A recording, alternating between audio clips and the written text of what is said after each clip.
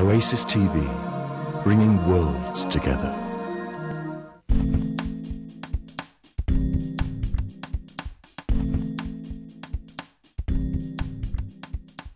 I was living in Los Angeles beginning in the 1980s, and I remember, I think some of you were there with me, I'm sure, because I've seen so many old friends tonight, when we were having support groups for people with AIDS and cancer.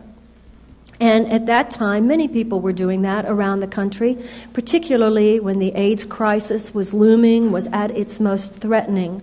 We would have these support groups, and at that time, doctors, the medical establishment, tended, certainly as often as not, to mock these efforts. They would be patronizing. They would, pat you on the head and say, well, if it makes you feel better. It would go from that kind of mild invalidation all the way to out mockery. I remember when my own sister was diagnosed with cancer, and she said to her doctor, my sister tells me, she said, that I should go to one of those support groups.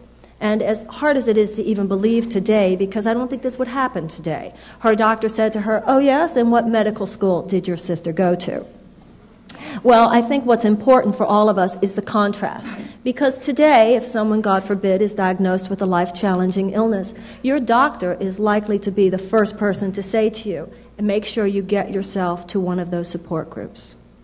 And that is because the most prestigious academic institutions in the United States have now scientifically substantiated that people who have been diagnosed with life-challenging illnesses, who attend support groups, live on average twice as long after diagnosis as do those people who do not. That's from the Stanford Research Institute.